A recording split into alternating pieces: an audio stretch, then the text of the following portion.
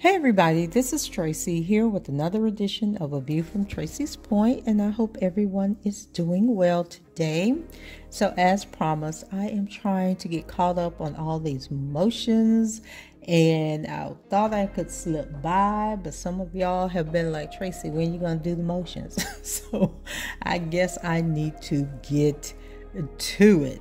So this is Jennifer Bonjean's motion to consolidate. It was a pretty short motion, so it should not take long. So hold on and I'll be right back.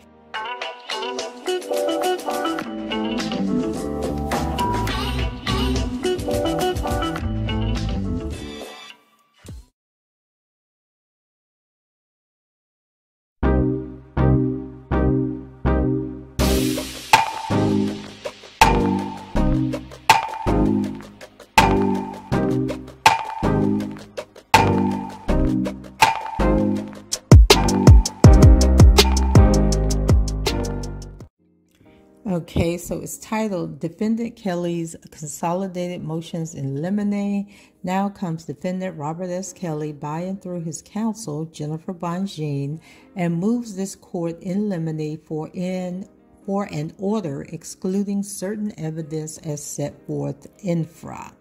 Background.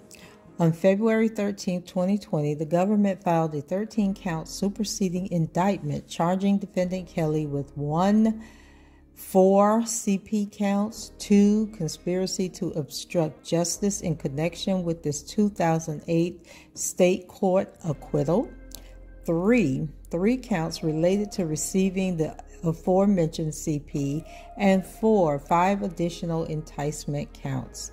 Counts 1 through 9 of the indictment largely relate to conduct directed at Rashona Landfair, while counts 10 through 13 allege abuse of 4 other individuals. Discovery reveals that numerous other women have alleged abuse by defendant over the past 30 years. Some women claim to have been abused by defendants when they were younger, while others claim defendant was abusive toward them while they were adults. 1. The court should preclude the government from introducing uncharged or other bad act evidence. This government has produced voluminous discovery in this case, reflecting allegations by scores of women who have alleged that defendant mistreated them in some form or fashion over the past 30 years. Many of the allegations are unsupported or corroborative evidence, are unsupported by corroborative evidence.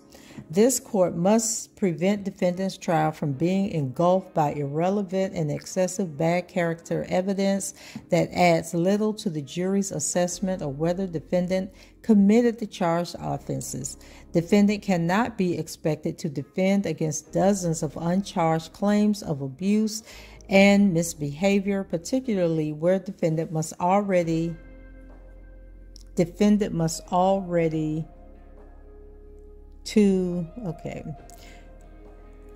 let's see what she's trying to say here. Particularly where defendant must already have to defend against charges of abuse by 5 different women decades after the conduct allegedly occurred. And I was wondering when these, because remember in the Eastern District of New York, they provided a list of bad acts witnesses, and then Judge Donnelly had to determine which ones would be allowed to come through. I might have to go and check the list because I don't remember a ruling on that. But like I said, I'm pretty far behind on these motions and I'm trying to get caught up. So unless this court severs counts 10 through 13 of the indictment from the remaining counts, the jury will hear extensive evidence related to defendant's alleged conduct toward Rashona and 4 others. As argued in his motion to sever, defendant contends that joinder of the counts pertaining to Rashona with the enticement counts related to individuals 3 through 6 is unduly prejudicial to the defendant, particularly where the evidence related to individuals 3 through 6 is significantly weaker than the evidence related to Rashona.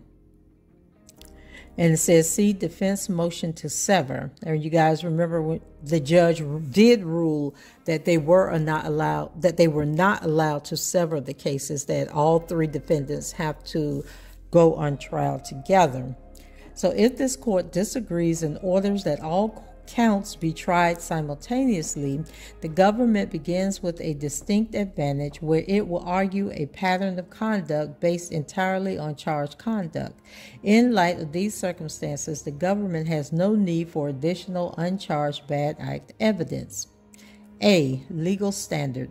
Generally, evidence of other acts is inadmissible to prove a person's character in order to show that on a particular occasion the person acted in accordance with the character. There is, however, an exception to that general rule where the evidence is admitted to prove motive, opportunity, intent, preparation, plan, knowledge, identify absence of mistake or of lack of accident. United States versus Gonzalez in 2014, the Seventh Circuit reminded lower courts that all evidentiary questions begin with Rule 402, which contains the general principle that relevant evidence is admissible and irrelevant evidence is not. Rule 401 defines relevant evidence as that which is both probative and material.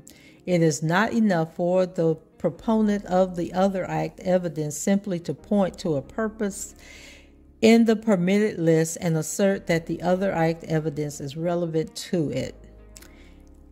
Let's see. Rule 404B is not just concerned with the ultimate conclusion, but also with the chain of reasoning that supports the non-propensity purpose for admitting the evidence. In other words, the rule allows the use of other act evidence only when it's admissible, is supported by some propensity-free chain of reasoning.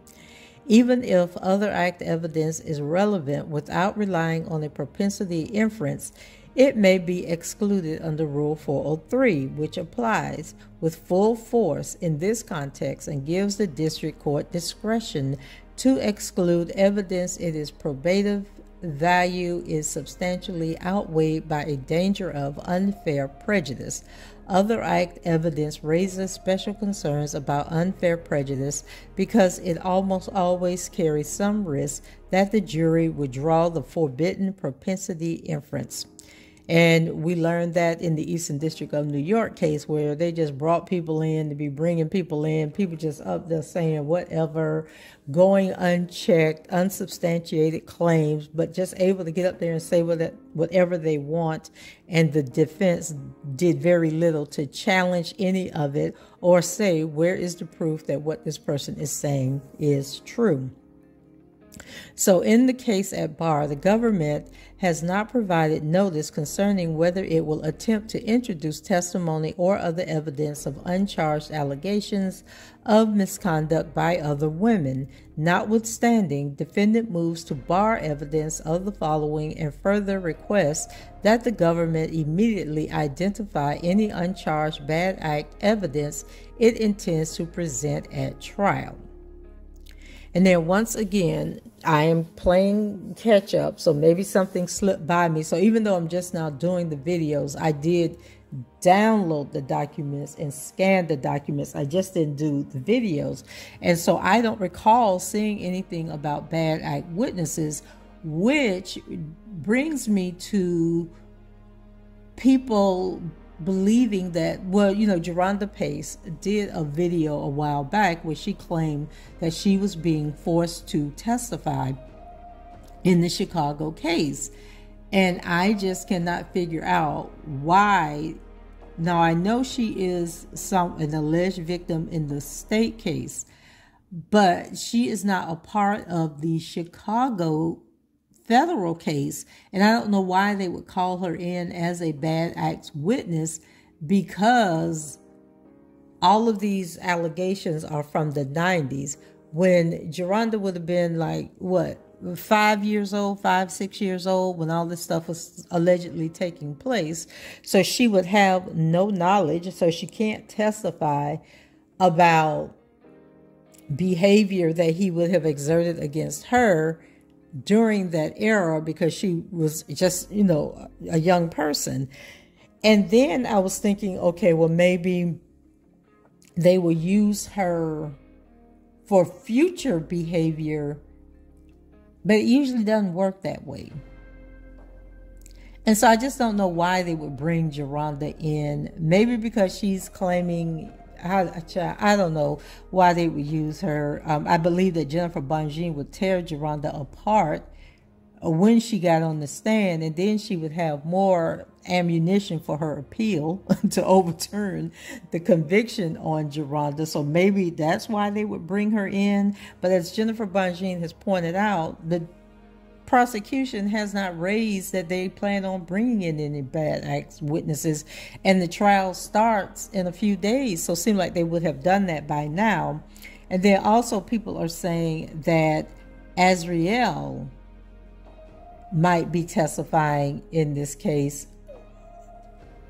I don't know why. Ariel seems to have some other stuff going on in her life that I don't think she would be testifying or would have any reason to testify. She didn't even show up to give a victim impact statement in the Eastern District of New York. So I just think that Ariel has moved on, and she out here trying to get her music career started. Nobody seems to be paying attention to her. It seems like people are really taking advantage of her. And I just don't foresee Ariel testifying in this case. Maybe Geronda, maybe, future acts to say that. I don't know. Okay, I just don't know why they would bring Geronda in there so that Jennifer Bongine could tear her apart. But we'll have to wait and see. And once again, maybe I missed the motion about the bad act witnesses, but we are going to get through this, and I will, you guys know if I'm wrong, I'll come back and let you know. So anyway, we move on to B. Defendant moves to bar the following other bad act evidence. 1, evidence related to defendant's marriage and alleged relationship with Aaliyah. Somehow I feel like it seems like I remember reading this. Maybe I read it and just didn't do a video.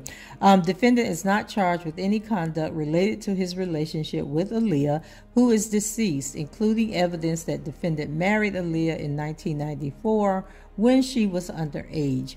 Introduction of such evidence serves no legitimate non-propensity purpose.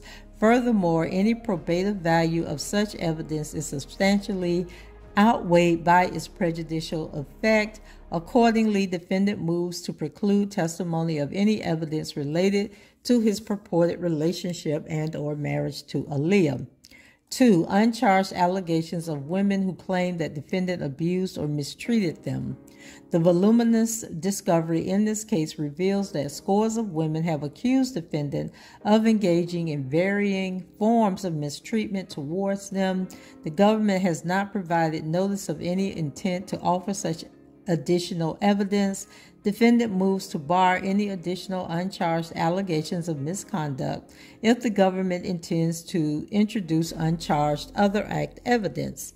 Defendant requests that the government immediately disclose what evidence it seeks to introduce and for what purpose. 3, evidence that defendant impregnated any accusers and or facilitated their A-words. Oh my God. Whew. The discovery records reflects that at least 2 individuals purportedly were impregnated by the defendant or possibly impregnated by the defendant, and that defendant facilitated their A-words. The statements by these accusers are imprecise, and there is no corroboration that these claims are true. Regardless, such evidence serves no legitimate evidentiary purpose and would be offered for no other purpose than to breed contempt for the defendant. Should the government intend to offer such evidence, defendant moves to bar it. 4, evidence that defendant, and let's go back to that. So, that was in one of the previous documents where Lisa Van Allen is going to claim that June Brown said he was her uncle and took her to get an abortion. And I'm just like, girl, you was a full adult. Why did you need an uncle to go and sign for you? So just screwing up their stories, because first she wants to be one age and then the next day she wants to be another age.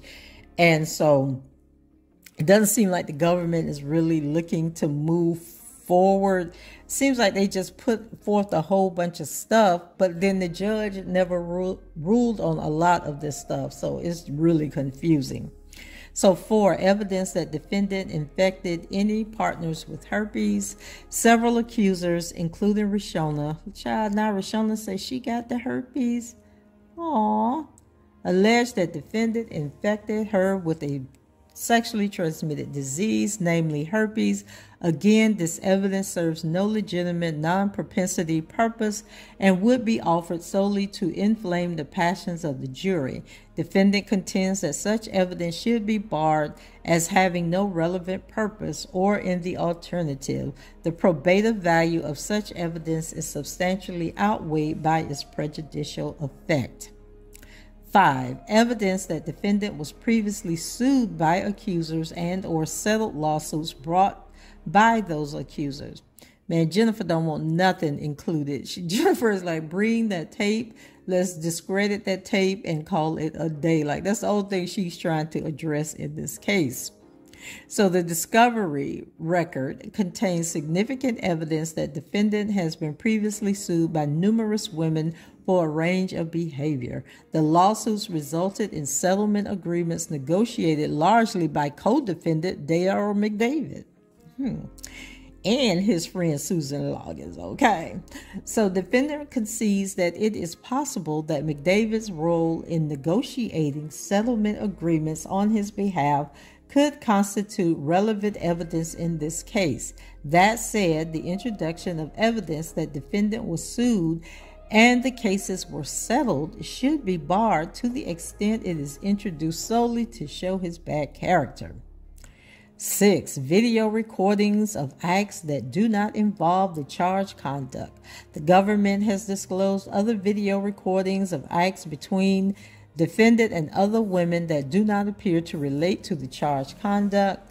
The government has not disclosed whether it intends to offer those video recording acts for some other purpose. Defendant moves to bar any such explicit video recordings. 7, prior conviction defendant. And so I'm thinking that these 100 tapes and devices that Larry McGee has already talked about, and we know that it was determined that these were all consenting adults, and yeah, they ain't got nothing to show. So prior conviction of defendant. Defendant was convicted of 1 count of RICO, Mann Act violations, and inducement offenses in the Eastern District of New York. Defendant moves to preclude the government from introducing evidence of his prior convictions. Separately, defendant joins defendant Brown's motions in limine as to arguments 2 through 5. And I know I did do a video on those, and I will drop the links above. So conclusion, for the foregoing reasons, defendant seeks an order from this court granting defendant's motion in limine, and that was from Ms. Bonjean. Then we move over here, and let's see, what was this document? This was from, let me see, this was a 12-page document. Let me see who this document is from. Yes, does this case seem to be dragging to you all? Like it doesn't have the same energy around it that the Eastern District of New York case had in terms of the motions being filed, the things that the government is trying to introduce and to do. It seemed like the Eastern District of New York, they were like really aggressive, really gunning for him. And it may just be, you know, the Midwest is kind of laid back, and then the Eastern, you know, New York is really, they just have that aggressiveness about them. I'm not sure. This case just feels like the evidence really isn't that strong. The charges really, are kind of redundant. I don't know. So in any event, this is from Judge Harry Leinweber, and he has an order. Oh, this was an order to dismiss counts 1 through 4 and counts 6 through 13. And I don't think I covered this either. But anyway, let's read through it. And if I did, I'm sorry if I'm repeating myself. So this is from the judge. And it says, before the court is defendant's motions to dismiss counts 1 through 4 and counts 6 through 13 of the superseding indictment. Also before the court is defendant Kelly's motion to sever. For the reasons stated herein, the motions are denied. And I do remember reading that part about where he denied them severing the case. But let's go ahead. Statement. A. Motion to dismiss. On February 13, 2020, the government filed a superseding indictment charging defendant Kelly with 13 counts, defendant McDavid with 4 counts, and defendant Brown with 1 count. Defendant McDavid previously moved to dismiss count 5. This court denied that motion. On May 2nd, 2022, defendants filed another motion to dismiss, arguing that all counts except count 5 should be dismissed. Defendants argued that the counts are untimely and barred by the statute of limitations. So 1. Counts 1 through 4. Counts 1 through 4 of the indictment charged defendant Kelly with producing videos of individuals in violation of Title 18 United States Code, Section 2251A, indictment at 1 through 4, docket number 93. The indictment states that the videos were produced between 1998 and 1999. At the time of the charged conduct, the statute of limitations expired once the minor reached the age of 25. Kelly argues that as a result, these counts are time barred. In response, the government argues that the limitations period was extended when the statute was amended and the extended date should apply. Hold on, I think I already did this, guys. Let me check.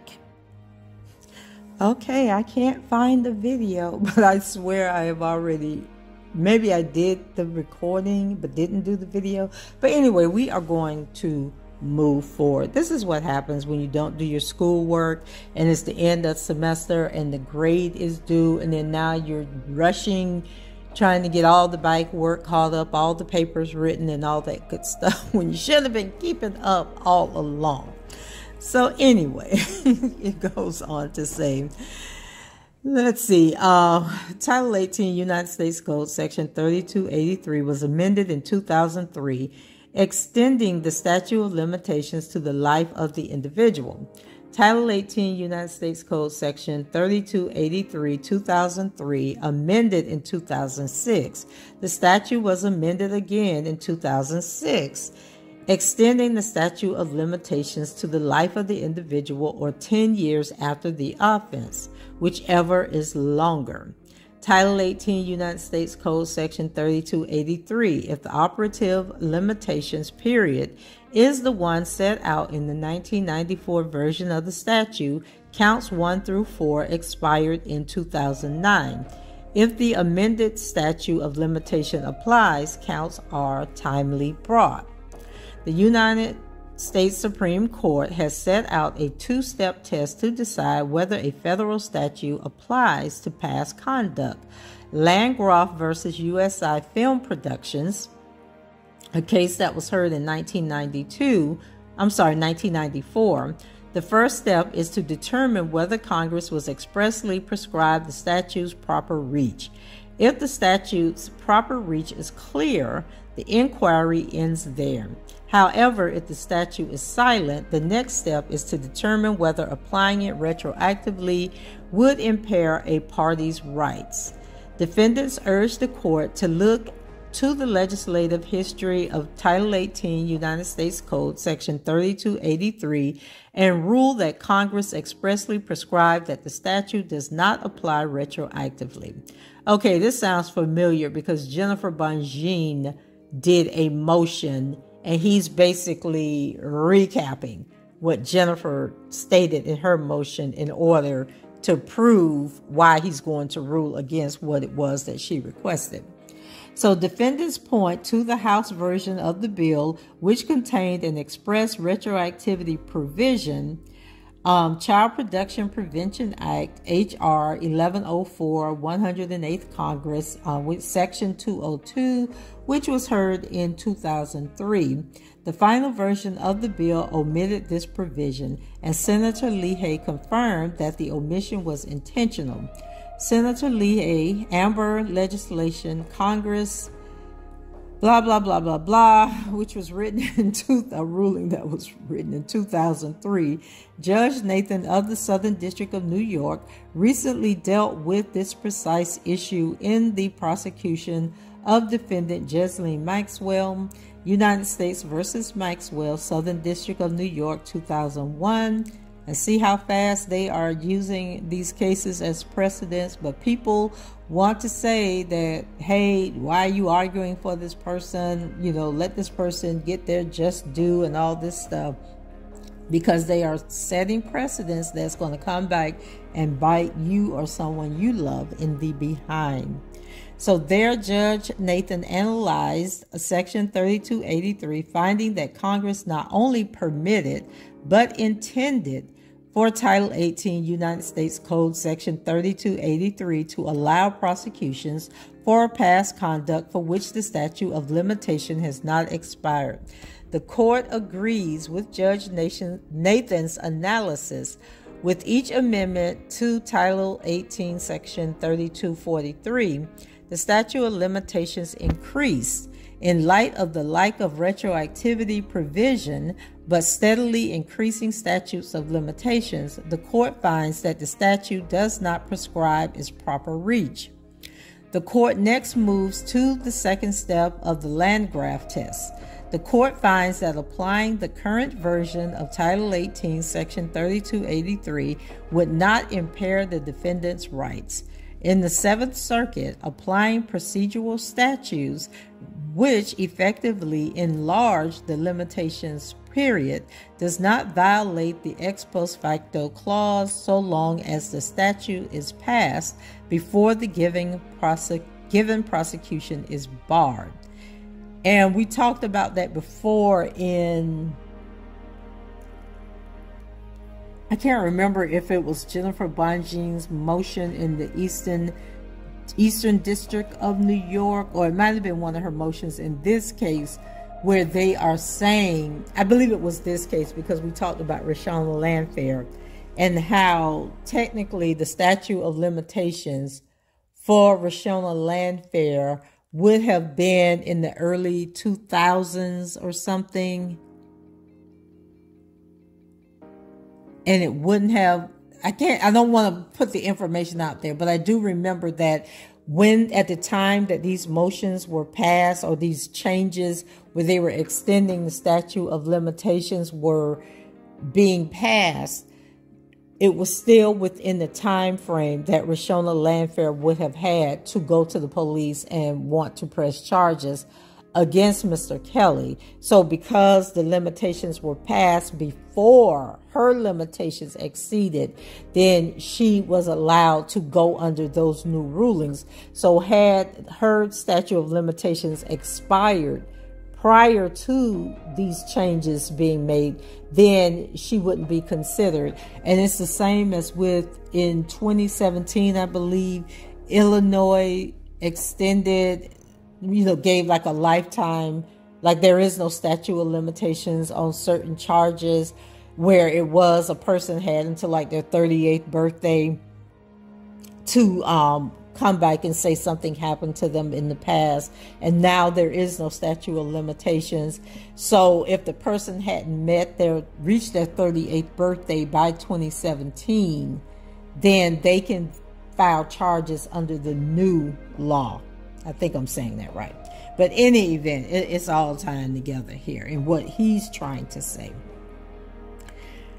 So it says, however, in that motion to dismiss, defendants urged this court to read the second step of Landgraf as providing broader protections for criminal defendants and the ex post facto clause. Emphasis in original document. The court declines to do so. Applying the current version of Title 18, Section 3283 does not impair any of the defendant's rights because the statute was amended before the original limitations period expired. This court will not disturb well-settled law to create new statutory rights where none currently exist. Counts 1 through 4 are timely. Counts 6 through 8. Count 6 charges all defendants with conspiring to receive CP in violation of Title 18, Section 2252A, A2, and B1. The indictment states that the conspiracy took place between 2001 and 2007. Count 7 charges defendants Kelly and McDavid with receiving 2 videos in violation of Title 18, Section 2252A, A2, and 2. The indictment alleges that Kelly and McDavid received these videos in August 2001. Count 8 charges defendants Kelly and McDavid with receiving 1 video in violation of 2252A, A2, and 2. The indictment states that Kelly and McDavid received this video in April of 2007. And guys, I haven't gotten to that point yet, but there is some argument going back and forth, and the judge hasn't ruled, where now Darryl McDavid's team is arguing whether or not the videos that they plan to show at the trial are the actual videos from the 2008 case. And the premise of this entire case in the Northern District, Illinois, is the videos that were shown in the 2008 case, and trying to prove that, it was Rashona on those videos. But we have these new prosecutors on the case who are trying to get up to speed, don't really know what's going on, probably don't even want to be a part of this case. And they are basically saying, we don't know if these are the same videos. And we're going to get to those motions later on. We're going to get to them before the case starts. I can promise you that, where they've been arguing back and forth about that. And that all took place over this past week. So it goes on to say, unless otherwise provided by law, the statute of limitations for a non-capital offense is 5 years. The government argues that the court should apply the statute of limitations set forth in Section 3299. So now they want to find other statutes to support their allegations. So according to Section 3299, there is no statute of limitations for an offense under Chapter 110 of Title 18 of the United States Code. Counts 6 through 8 all charge defendants with violations of Section 2252, which fall under Chapter 110 of Title 18. As such, Section 3299 applies to counts 6 through 8, and Section 3299 became effective on July 27, 2006. See how they be switching it up on people? They're going to find the statute that's going to trap you and get you caught up in some mess. So the court finds that counts 6 through 8 are timely. First, counts 6 and 8 of the indictment both state that the conduct in question concluded after Section 3299 was enacted. Therefore, Section 3299 clearly applies, and a prosecution for these counts can be brought at any time, including in the current indictment. Oh, child, the accused conduct in count 7 took place before Section 3299 was enacted. The court applies the Landgraf test to this count. In the first step, the court finds that the context of Section 3299 is silent as to its proper reach. In the second step, the court finds that applying the statute would not impair the defendant's rights. In drawing this conclusion, the court once again applies Gibson. Gibson's from Section 3299 was enacted on July 27, 2006. The parties dispute that statute of limitation applied to Count 7 during the time of the accused conduct. The defendants argue that Count 7 is subject to the general 5-year statute of limitations. Section 3282A, the government argues that the limitations period extended until the relevant individuals turn 25, as specified in Section 3283. The court notes the dispute is largely irrelevant here. Either way, Count 7 is timely. Applying the shorter limitations period of 5 years, the statute of limitations would have expired in August of 2006. Section 3299 was enacted before the original limitations period expired. There is no ex post facto problem, meaning defendants' rights are not infringed. The court applies Section 3299 here. Count 7 is timely. So they changed the section that they wanted to apply to these rules so that it will benefit the government. So 3. Counts 9 through 13. Counts 9 through 13 of the indictment charged defendant Kelly with knowingly enticing individuals to engage in conduct in violation of Section 2422B. In addition, counts 9, 10, 12, and 13 charged defendant Kelly with aggravated criminal abuse in violation of 720 Illinois something. This is a code in Illinois.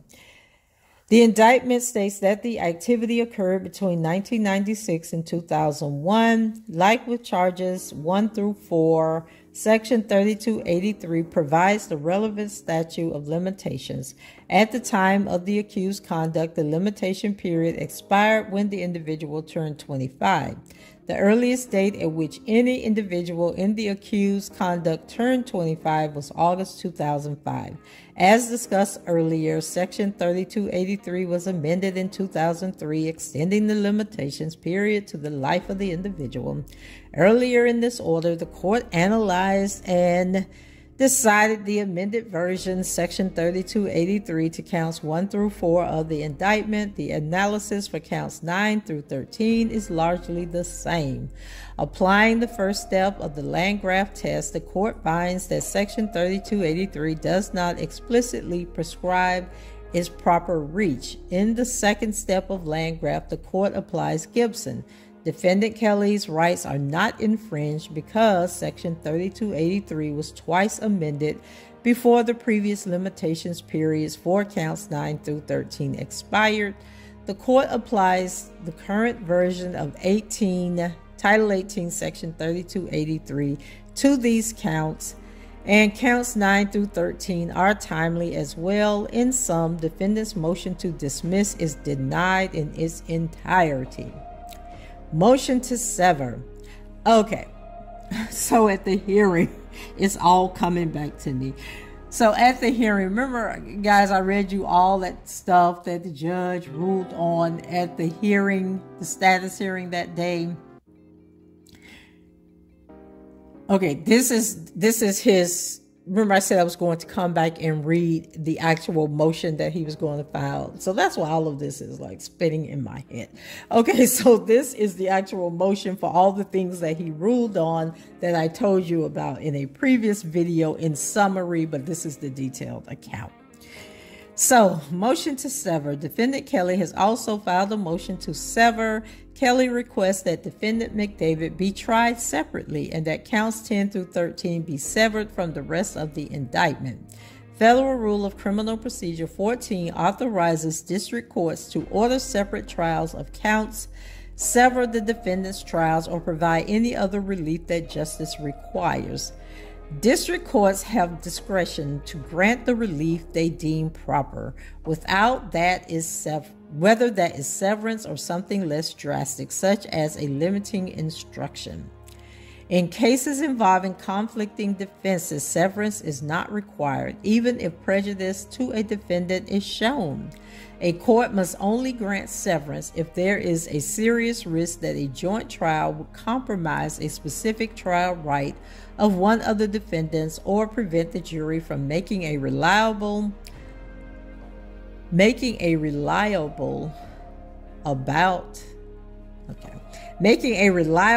I'm going to leave out about, judgment about guilt or innocence.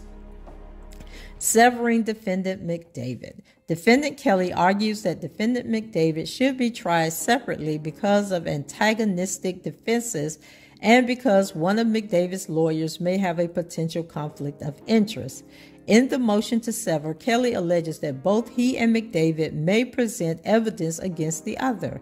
Kelly alleges that he intends to present evidence that McDavid controlled the purse of the operation and pushed Kelly to continue to work to keep the money flowing. Kelly also alleges that McDavid might be used as a witness against him. Kelly's allegations do not provide further detail.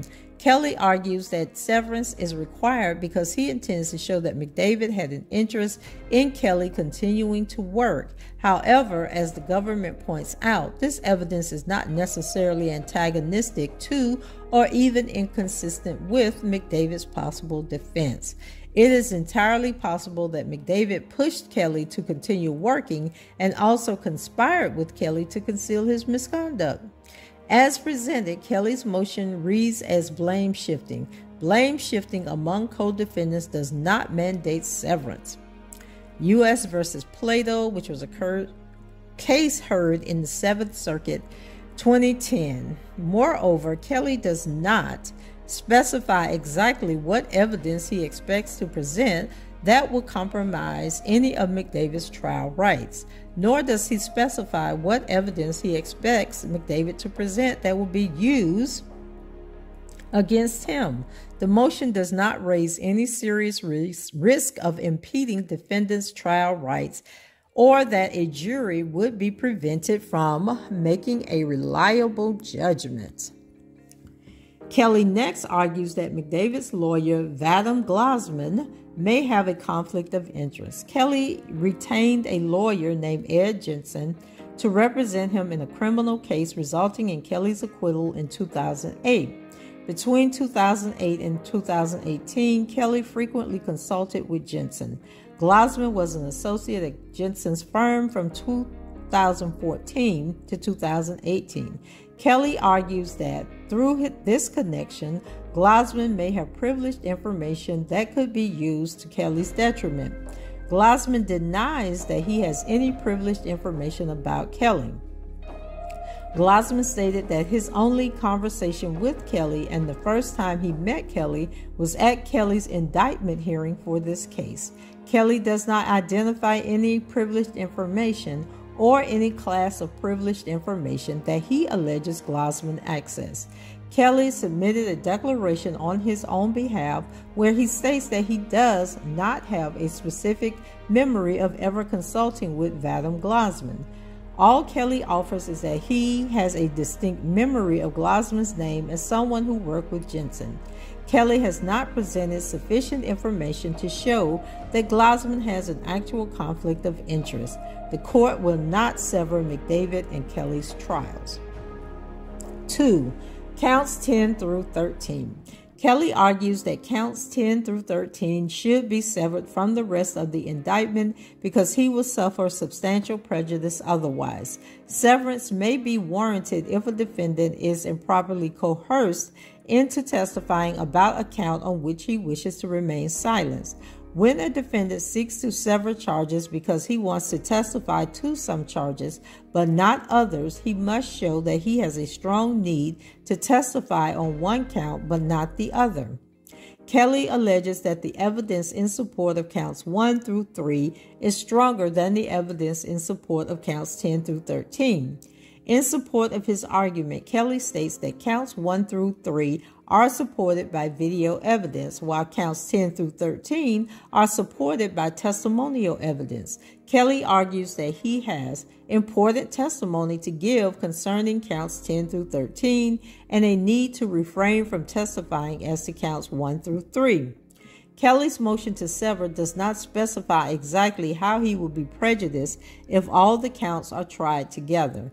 Kelly does not adequately explain his assertion that the evidence in support of counts 1 through 3 is stronger than the evidence in support of counts 10 through 13.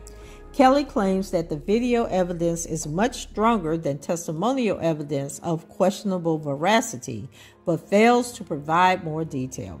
Further, Kelly's motion fails to present evidence showing why he has a need to testify on only some of the counts.